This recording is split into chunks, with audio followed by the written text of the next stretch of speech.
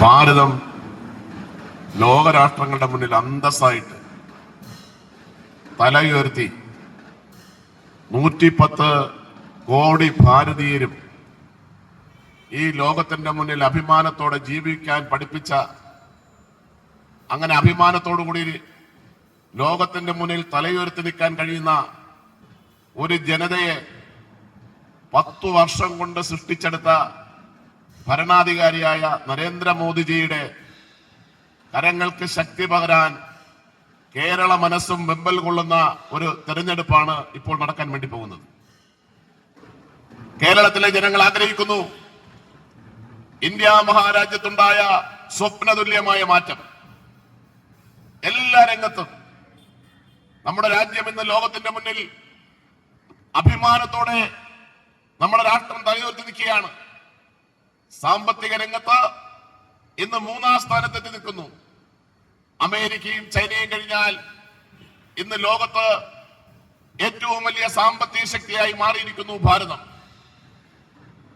സൈനിക രംഗത്ത് ഏത് രംഗം നമ്മൾ പരിശോധിച്ചാലും, പ്രതിരോധ രംഗത്തായിരുന്നാലും, സൈനിക രംഗത്തായിരുന്നാലും, വ്യാവസായിക രംഗത്തായിരുന്നാലും, ശാസ്ത്ര സാങ്കേതിക രംഗത്തായിരുന്നാലും, ജനങ്ങളുടെ അടിസ്ഥാന സൗകര്യം വികസിപ്പിക്കുന്ന കാര്യത്തിലായിരുന്നാലും, ജനങ്ങളെ അഭിമാനത്തോടുകൂടി ഒരു ജനതയുടെ ആത്മാഭിമാനത്തെ ഉയർത്തിപ്പിടിക്കാൻ കഴിഞ്ഞ 10 വർഷം നരേന്ദ്രമോദി ഭരിച്ചതിനു ശേഷം ഈ കഴിഞ്ഞ 2024 നടന്ന തെരഞ്ഞെടുപ്പിൽ 3ാമതും മോദി സർക്കാർ അധികാരത്തിൽ വന്നു.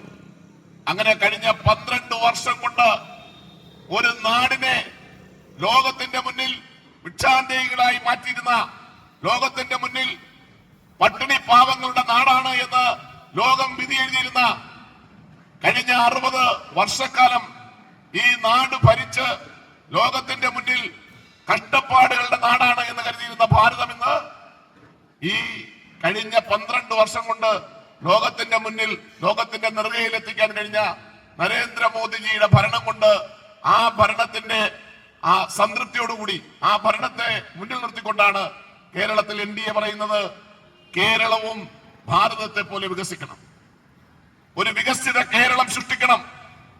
ഞങ്ങള് ഈ തെരഞ്ഞെടുപ്പിൽ മറ്റൊന്നും ചർച്ച ചെയ്യുന്നില്ല. ഈ തെരഞ്ഞെടുപ്പിൽ ഭാരതീയ ജനതാ പാർട്ടി ആനുകാലികമായ വിഷയങ്ങൾക്ക് മറുപടി പറയുന്നു എന്നുള്ളത് ശരിയാണ്.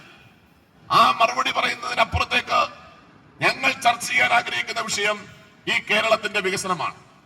വികസിത കേരളത്തിനു വേണ്ടി, ഈ നാടിന്റെ വികസനത്തിനു വേണ്ടി, ദേശീയ ജനാധിപത്യ സഖ്യത്തിനു വേണ്ടി വോട്ട് ചെയ്യാൻ കേരളത്തിലെ ജനത വെമ്പൽ കൊള്ളുന്ന ഒരു തെരഞ്ഞെടുപ്പാണ് ഇപ്പോൾ നടക്കാൻ പോകുന്ന തെരഞ്ഞെടുപ്പ്.